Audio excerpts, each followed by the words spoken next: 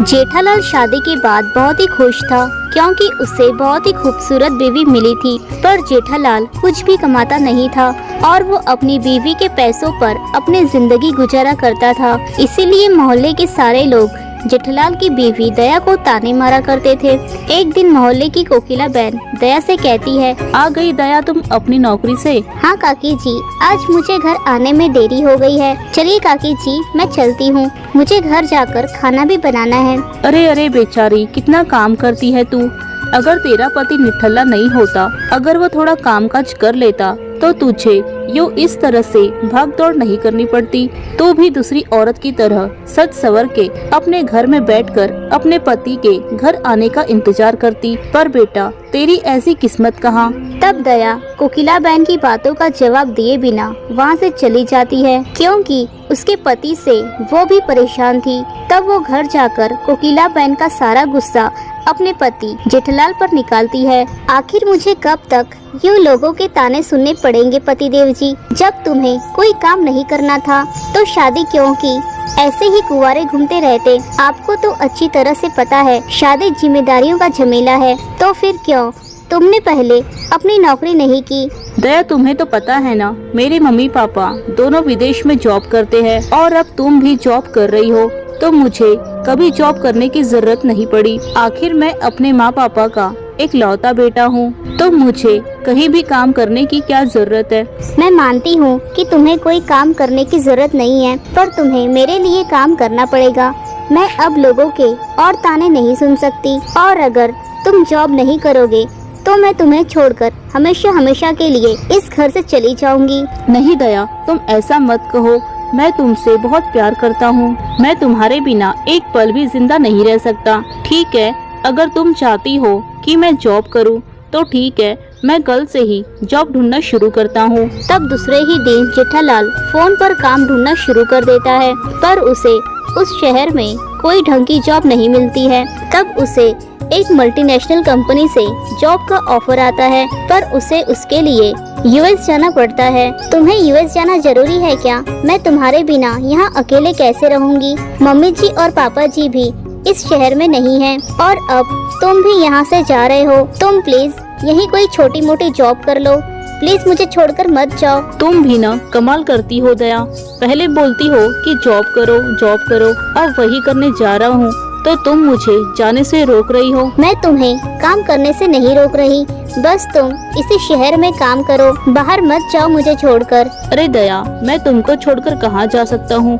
बस मैं वहाँ जाकर जॉब कर लूँ और सब सेटल कर लूँ, फिर मैं तुम्हें लेने आऊँगा। तब जेठालाल यूएस चला जाता है और वहाँ कंपनी ज्वाइन करता है। वहाँ उसकी बॉस एक बहुत ही खूबसूरत लड़की होती है। वो अपने पापा का बिजनेस संभालती है। उसका नाम बबीता होता है। बबीता पहले ही मुलाकात में जेठालाल को अपना दिल बैठती है। तब जेठालाल उसे बिल्कुल भी भाव नहीं देता है और अपना काम पूरे लगन के साथ करता है। एक दिन बबीता जेठालाल को अपने कैबिन में बुलाती है। मैम, आपने बुलाया मुझे? हाँ जेठालाल, आइए।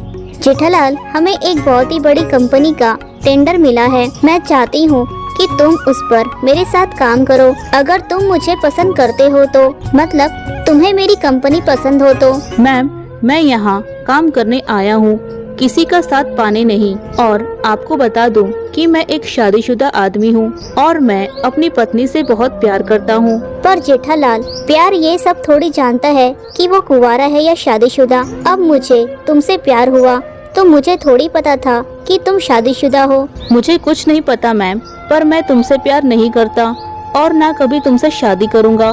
और तुम भी मुझे भूल जाओ, वरना मैं ये जॉब छोड़कर चला जाऊंगा। नहीं जेठालाल, तुम ऐसा नहीं कर सकते। तुम मुझे छोड़कर नहीं जा सकते। मैं ऐसा कर सकता हूँ मैम।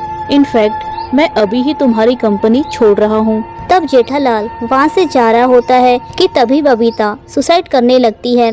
तब जेठालाल को लगता है कि ये सब उसी की वजह से हो रहा है। तब मजबूरन जेठालाल को बबीता से शादी करनी पड़ती है। तब बबीता अपने ससुराल जाने की जिद करती है। आखिर मुझे कब तक अपने मायके में रहना पड़ेगा? शादी के बाद हर लड़की ससुराल में अच्छी लगती है, मुझे भी ससुराल जाना है। क्यों मैडम, अब आपको मेरी हंसती खेलती गृहस्थी बर्बाद करनी है? तुम्हें अच्छी तरह से पता है ना, मेरी वहाँ एक पत्नी भी है। हाँ, मुझे सब पता है, मैं उन्हें सब समझा दूंगी, बस तुम मुझे मेरे ससुराल ले चलो। तब जेठालाल बबीता को अपने घर लेकर जाता है। अरे आप इतने जल्दी आ गए वापस, मुझे पूरा यकीन था कि आप भी मेरे बिना नहीं रह सकते हो। चलो अच्छा हुआ तुम आ गए, अब मैं तुम्हें कहीं नहीं जाने दूंगी। अरे मैं तो ये पूछना ही भूल गई, ये लड़की जो तुम्हारे पीछे खड़ी है ये कौन है? कहीं तुम्हारी कलीग तो नहीं है? जरा अपना चेहरा दिखाना। तब बबीता दया के सामने आती है। अरे बबीता तुम यहाँ कैसे? अरे ये तो मेरी बचपन की सहेली बबीता है, मेरी बेस्ट फ्रेंड। अरे तुम तो हमारे कॉलेज खत्म होते ही कहाँ गायब हो गई थी? कहाँ थी अब तक? दया मैं कॉलेज खत्म होते ही मैं अपने पापा का बिजनेस ज्वाइन कर ली थी। फिर बबीता अपने और जेठालाल के बारे में बताती है। ये सब सुनकर दया के पैरों तले जमीन खिसक जाती है। जेठालाल जी, मैंने आपको वहाँ नौकरी करने भेजी थी, मेरी सौतन लाने नहीं, और तुमने मेरी सहेली को ही मेरी सौतन बना दिया। दया, इसमें इनकी कोई गलती नहीं है, इसमें सारी गलती मेरी अकेली की है। अब ये है ही इतने अच्छे कि मुझे इनसे प्यार हो ही गया, पर यकीन मानो ये आज भी सिर्फ तुमसे ही प्यार करते हैं। मैं तो बस इनके आसपास रहना चाहती हूँ, मुझे बस एक कोने में थोड़ी सी जगह दे दो। मैं तुमसे प्रॉमिस करती हूँ कि मैं तुमसे तुम्हारे पति को कभी नहीं छीनूंगी। मैं हमेशा तुम्हारी बेस्ट फ्रेंड की तरह रहूंगी, ना कि एक सौतन की तरह। तब बबीता के समझाने पर दया मान जाती है। फिर वो तीनों एक साथ खुशी से रहने लगते हैं। गोकुलधाम सोसाइटी में जेठालाल और बबीता अपनी छोटी सी बच्ची सोनू के साथ रहा करते थे। जेठालाल मोबाइल की दुकान में काम किया करता था और वो उन सारे पैसों की अपने दोस्तों के साथ शराब पिया करता था और सारे पैसे शराब में उड़ा दिया करता था। इस बात से बबीता बहुत परेशान रहा करती है। सुनिए जी, अभी हमारी बच्ची बड़ी हो रही है, हमें उसे अच्छे से स्कूल में दाखिला दिलाना है, तो हमें अभी से उसकी पढ़ाई के लिए रुपए जोड़कर रखना है, पर तुम होके अपने सारे पैसे शराब में उड़ा देते हो। अरे भाग्यवान, हमारी बच्ची अभी बहुत छोटी है, उसको स्कूल जाने के लिए अभी बहुत समय है।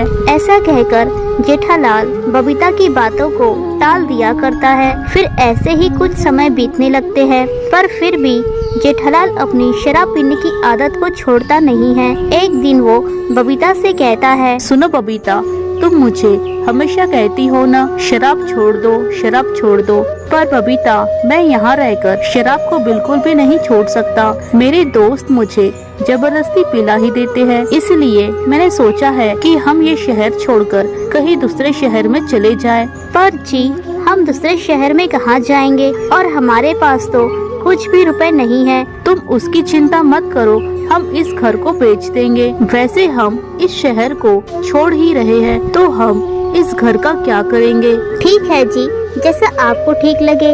तब जेठालाल अपना घर बेच देता है और फिर वो सभी दिल्ली चले जाते हैं। वहाँ पहुंचकर जेठालाल उनसे कहता है, बबीता तुम अपना और सोनू का ध्यान रखना, मैं अभी ही हमारे रहने का इंतजाम करके आता हूँ। और फिर जेठालाल वहाँ से चला जाता है और वो बहुत देर तक नहीं आता है। माँ, पापा हमें यहाँ अकेले छोड़कर कहाँ चले गए?